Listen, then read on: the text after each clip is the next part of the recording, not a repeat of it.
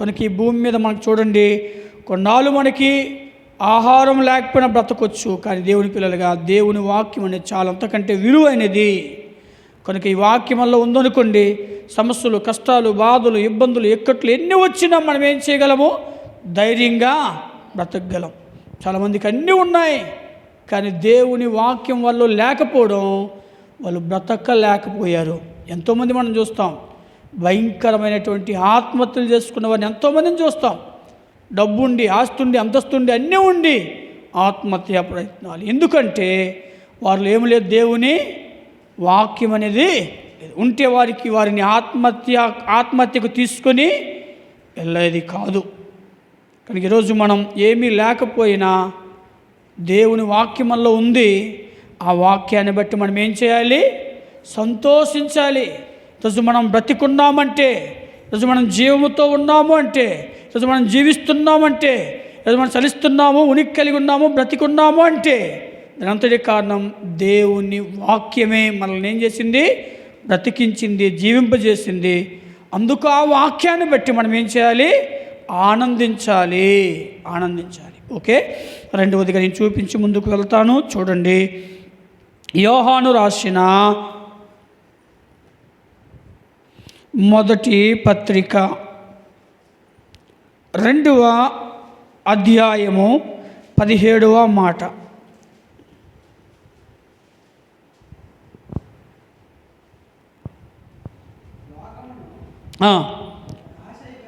లోకమును దాని ఆశ గతించిపోవును, కానీ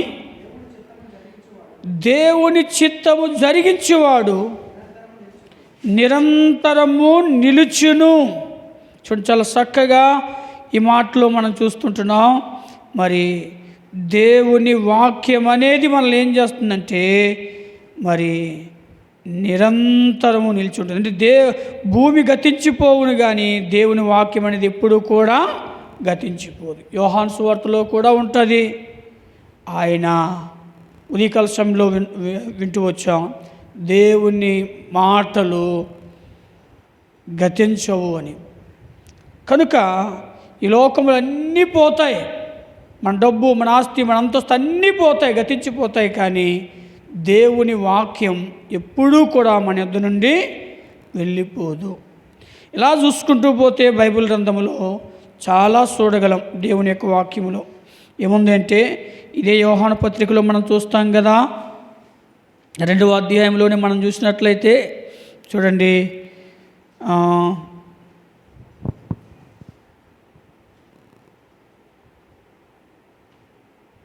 14వ మాటలో, 2వ అధ్యాయం 14వ మాట, మీరు తండ్రిని ఎరిగి ఉన్నారు గనుక మీకు వ్రాయిచున్నాను. తండ్రులారా, మీరు ఆది నుండి ఉన్నవానిని ఎరిగి ఉన్నారు గనుక మీకు వ్రాయిచున్నాను. యవ్వనస్తులారా, మీరు బలవంతులు, దేవుని వాక్యం మీ యందు నిలచుచున్నది, మీరు దుష్టిని జయించి ఉన్నారు.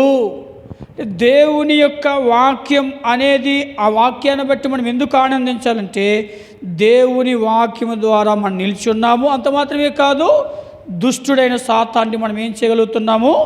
జయిస్తున్నాం. అనగా దుష్టుడు పెట్టే కొన్ని పన్నాగాలు, దుష్టుడు పెట్టే కొన్ని పరిస్థితులు మనం జయించగలుగుతూ ఉన్నాం.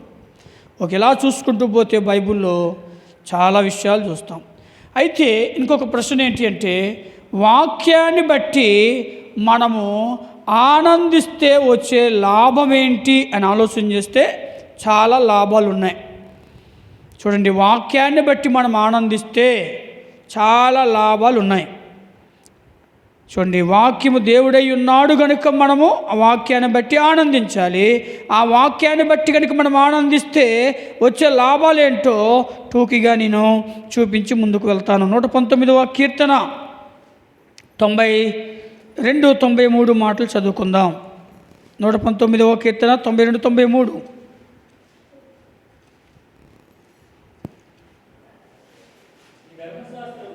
నీ ధర్మశాస్త్రము నశించిందును, నీ ఉపదేశం వలన నీవు నన్ను బ్రతికించితివి, నేనెన్నడను వాటిని మరువను. చూడండి, ఇక్కడ చక్కగా రాయబడి ఉంది. దేవుని వాక్యాన్ని బట్టి మనం ఆనందిస్తే వచ్చే లాభం ఏంటి అంటే, మన శ్రమలలో మనం ఏమైపోమంటే కృంగిపోకుండా ఉండగలం. శ్రమ వచ్చినప్పుడు మనం కృంగిపోము. అక్కడ స్పష్టంగా రాయబడుతుంది, నా శ్రమ యందు నేను నశించియుందును. ఎప్పుడు? నీ ధర్మశాస్త్రము నాకు సంతోషమిని ఎడల. నీ ధర్మశాస్త్రం నాలో ఉండకపోతే, నీ ధర్మశాస్త్రాన్ని బట్టి నేను సంతోషించకపోతే, ఆనందించకపోతే, నా శ్రమలో నేనేమైపోతాను? నశించిపోతాను. కానీ ధర్మశాస్త్రాన్ని బట్టి మనం, దేవుని వాక్యాన్ని బట్టి మనం ఆనందిస్తే, సంతోషిస్తే, మనకి ఎన్ని శ్రమలు వచ్చినా, ఎన్ని సమస్యలు వచ్చినా మనం కృంగిపోము. కృంగిపోకుండా చేస్తుంది దేవుని వాక్యం. కనుక ఆ వాక్యాన్ని బట్టి మనం ఏం చేయాలి? ఆనందించాలి. బైబిల్ గ్రంథములో మనం చూసినట్లయితే చాలామందిని మనం చూస్తాం. కనుక వాళ్ళు ఎన్ని శ్రమలు వచ్చినా కృంగిపోలేదు. బైబిల్ గ్రంథములో మనం చూస్తాం కదా, భక్తుడైన హబక్కూకు అంటాడు, ఏమంటాడు? సాలలో పశువులు లేకపోయినా, దొడ్డిలో గొర్రెలు లేకపోయినా, అంజూరపు చెట్టు ఫలింపకపోయినా, ద్రాక్ష చెట్లు కాపు లేకపోయినా, చేనిలోని పైరు పంటకి రాకపోయినా, నా రక్షణకర్త అయిన యెహోవా యందు నేను ఆనందిస్తాను అంటున్నాడు. అంటే ఏమీ లేకపోయినా, ఎన్ని పరిస్థితులు ఎదురైనా, ఎన్ని శ్రమలు వచ్చినా నా దేవుని బట్టి నేను సంతోషిస్తాను. కారణం ఆయనలో వాక్యం ఉంది, కృంగిపోలేదు. ఇలా బైబిల్ గ్రంథంలో మనం చూసుకుంటూ పోతే చాలామందిని చూస్తాం. భక్తుడైన పౌలు గారు కూడా అంటాడు, 2 కొరింథీ 12:10 చూస్తే, ఆయన యొక్క శ్రమల్లో, ఉపద్రవముల్లో, బలహీనతలలో ఆయన ఎలా ఉన్నాడంట? సంతోషించుచున్నాను అంటున్నాడు. అంటే ఎన్ని శ్రమలు వచ్చినా, ఎన్ని ఉపద్రవాలు వచ్చినా, ఎన్ని కష్టాలు వచ్చినా నేను సంతోషిస్తున్నాను అంటున్నాడు. కనుక ప్రాముఖ్యంగా దేవుని వాక్యాన్ని బట్టి మనం ఆనందిస్తే, ఎప్పుడు మనకి శ్రమలు వచ్చినా, శ్రమలు రావని కాదు, శ్రమలు వస్తాయి, కష్టాలు వస్తాయి, బాధలు వస్తాయి, అయినా మనం ఏమైపోము? కృంగిపోము. ఇంకా మనం చూసుకుంటూ పోతే బైబిల్లో చాలా ఉన్నాయి.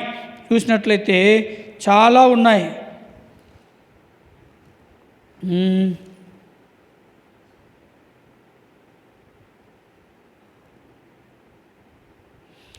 37:4 కూడా మనం చూస్తే, కీర్తన 37:4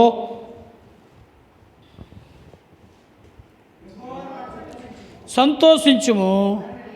చూడండి, ఆయన్ని బట్టి, ఆయన వాక్యాన్ని బట్టి మనం ఆనందిస్తే, సంతోషిస్తే, మన హృదయంలో ఉన్న వాంఛ ఆయన ఏం చేస్తాడు?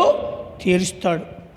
దేవుని వాక్యాన్ని బట్టి, దేవుణ్ణి బట్టి మనం సంతోషిస్తే, ఆనందిస్తే, మన హృదయంలో ఉన్న కోరికలన్నీ, మన హృదయంలో ఉన్నటువంటి వాంఛ అంతా కూడా ఏం చేస్తాడు? దేవుడు తీరుస్తాడు. మన హృదయ వాంఛలు తీరాలి అంటే దేవుని బట్టి, ఆయన వాక్యాన్ని బట్టి మనం ఏం చేయాలి?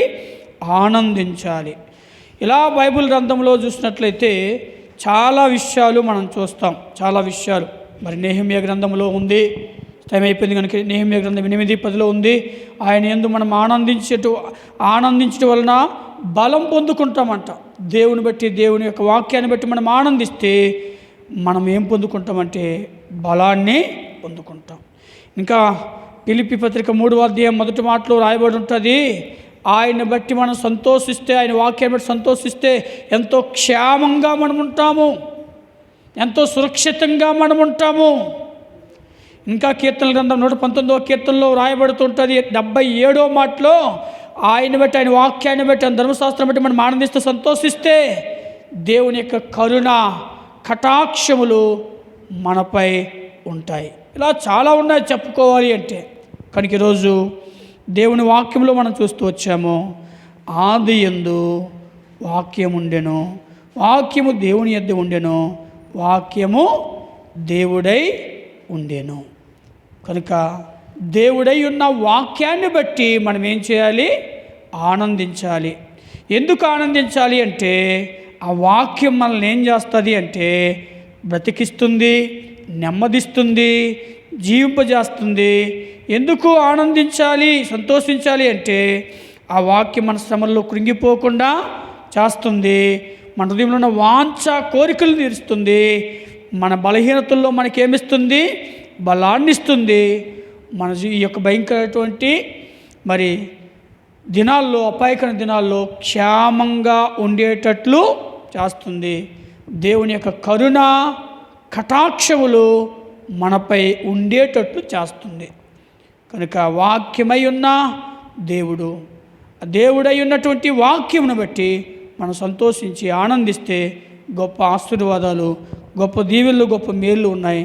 కనుక ఆ వాక్యాన్ని ఎప్పుడూ కూడా మనము పెట్టడానికి వీలు లేదు. అందుకే భక్తుడు అంటాడు కదా, 119వ కీర్తనలో ఎవరో దావీదు భక్తుడు అంటాడు, ఏమంటే శ్రమ కలగక మునుపు నేను నీ వాక్యమును విడిచి తిరిగాను అంటాడు. 75 మాట అనుకుంటా. కనుక ప్రాముఖ్యంగా దేవుని వాక్యం మనలో ఉంటే క్షేమంగా నెమ్మదిగా ఉంటాం. కనుక ఆ వాక్యమైన దేవుని యందు మనం ఆనందించి ఈ గొప్ప ఆశీర్వాదాలను, దీవెలను పొందుకుందాం. ఎంత దినాల్లో ఉన్నాము, శ్రమలు వస్తాయి. అంత్య దినాల్లో ఉన్నాము, నెమ్మది ఉండదు. అంత్య దినాల్లో ఉన్నాం మనము, క్షేమం ఉండదు. అంత్య దినాల్లో ఉన్నాం మనము, మనకు కరుణా కటాక్షలు ఉండవు. అయితే కావాలి అంటే వాక్యమై ఉన్న దేవుని యందు మనం ఏం చేయాలి? ఆనందించాలి, సంతోషించాలి. ఆ వాక్యాన్ని ఎప్పుడు కూడా మనం నిర్లక్ష్య పెట్టకూడదు. మనము ఆ వాక్యానికి ఎప్పుడు కూడా మనం దూరం కాకూడదు. కనుక ఆ వాక్యాన్ని సంతోషించి ముందుకు వెళ్దాం. దేవుడి మాటలు దీవించి